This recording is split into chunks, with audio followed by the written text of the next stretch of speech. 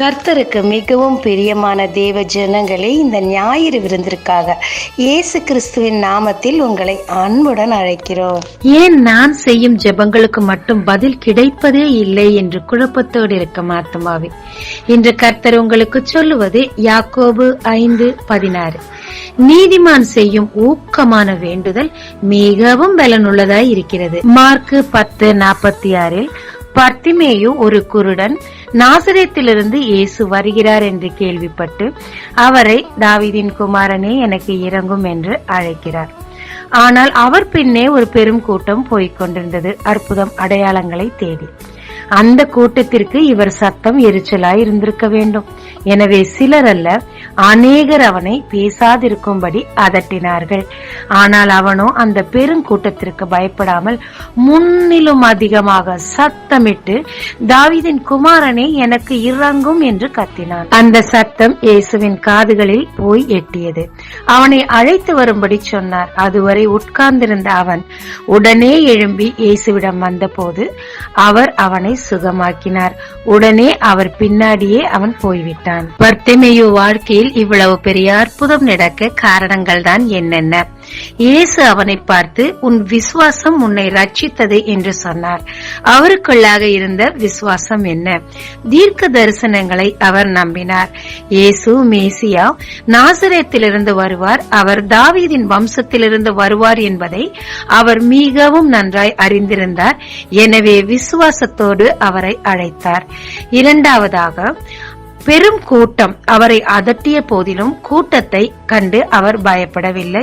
அதைவிட தன்னுடைய முழு பலனை திரட்டிக் கொண்டு இன்னும் அதிகமாய், இன்னும் ஊக்கமாய், இன்னும் கான்பிடென்டோடு கூட மிகுந்த சத்தத்தோடு இயேசுவின் காதுகளில் போய் அவர் சத்தம் சேரும் வரைக்கும் சத்தமாய் கூப்பிட்டார். மூன்றாவதாக, இயேசுவின் அழைப்பை பெற்றவுடன் அவனுக்கு அடையாளமாயிருந்த தோளில் இருந்த அவன் துண்டு அதை தூக்கி எறிந்துவிட்டு உட்கார்ந்திருந்த எழுந்து வேகமாய் அவரிடத்தில் வந்தார். நான்காவதாக, 2 காரியங்களை செய்கிறார்.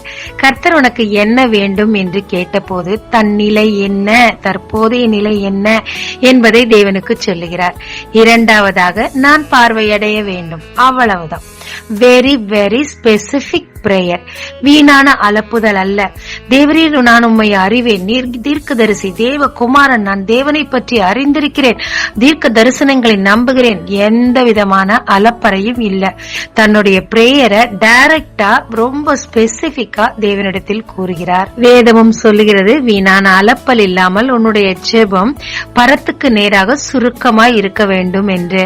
அதை அப்படியே செய்தார். நான்காவதாக, அற்புதம் கிடைத்தவுடன் மிகவும் எக்ஸைட் ஆகி துள்ளி குதித்து சாடி தன் உறவுகளுக்கு தன்னை காண்பிக்க வேண்டும் என்று ஓடவில்லை.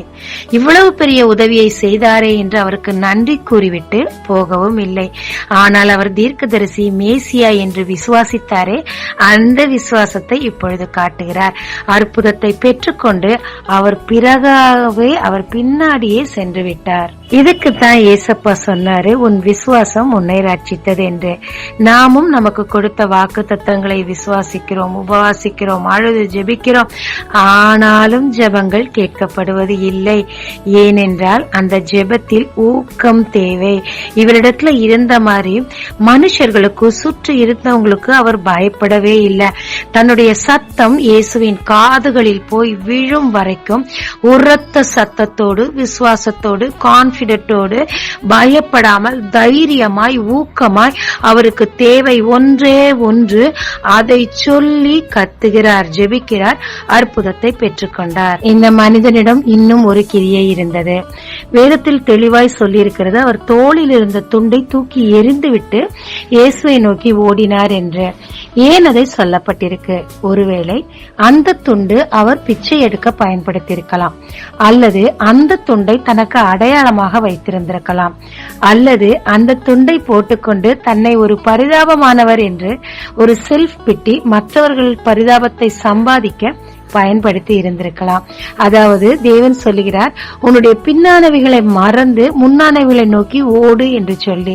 அப்படியாக இவர் கூட பழைய விஷயங்கள், தனக்கு அடையாளமாய் இருந்தது, தனக்கு உதவியாய் இருந்த காரியத்தை தூக்கி எறிந்துவிட்டு தன் முழு விசுவாசத்தை ஒன்று திரட்டிக் கொண்டு தேவனை நோக்கி ஓடுகிறார், அற்புதம் பெற்றுக் கொள்கிறார். ஆமாங்க, உங்களோட ஜெபம் கேட்கப்படாததுக்கு காரணம் உங்க பழைய காரியங்கள் நீங்க நினைக்கலாம், பழைய பாவங்கள் நினைக்கலாம்.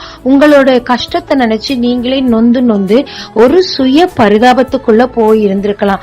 மற்றவர்களோட அட்டென்ஷனை வாங்கறதுக்காக நம்ம என்னெல்லாம் பரிதாபத்தை பண்ண முடியுமோ பண்ணிக்கொண்டு இருக்கலாம். எல்லாத்தையும் மறந்துருங்க, எல்லாத்தையும் விட்டுருங்க, எல்லாத்தையும் தூக்கி எரிஞ்சிடுங்க. தேவன் உங்களை அழைச்சிட்டார் பாத்தீங்களா? ஓடுங்க, அவரை நோக்கி உட்கார்ந்திருந்த இடத்துல இருந்து எழும்பி ஓடுங்க, அற்புதத்தை பெற்றுக்கொள்ளுங்க உங்க விசுவாசத்தின் மூலம். ஜெபிக்கலாமாங்க. நீதிமான் செய்யும் ஊக்கமான ஜெபத்திற்கு பதிலுண்டு என்று சொல்லுகிறீர் ஐயா. பர்தேமேயு போல உம்மை முழுமையாய் விசுவாசித்து உம் வாக்குத்தத்தங்களை விசுவாசித்து நீதிமானாய் இருந்து உம்மை நோக்கி ஊக்கமாய் ஜெபிக்க எனக்கு கற்றுத்தாரும். எப்படி ஜெபிக்க வேண்டும் என்று நீர் கூறியிருக்கிறீரே, சீஷர்களுக்கும் சொல்லிக் கொடுத்தீரே. தேவரீர் உம்மிடத்திலிருந்து பதிலை பெற்றுக் கொள்ளத்தக்கதாக முழு விசுவாசத்தோடு பழையவைகளை மறந்து நம்முடைய அழைப்பை ஏற்றுக்கொண்டு நீர் செய்யும் புதிய காரியங்களை எதிர்பார்த்து உம்மை நோக்கி ஜெபிக்கத்தக்கதாக ஜெப ஆவியை எனக்குள் ஊற்றுவீராக. இயேசு மூலம் பிதாவே, ஆமென். இயேசு கிறிஸ்துவின் நாமத்தில் இந்த நாளில் உங்களை ஆசீர்வதிக்கும் ஜீசஸ் விஷன்.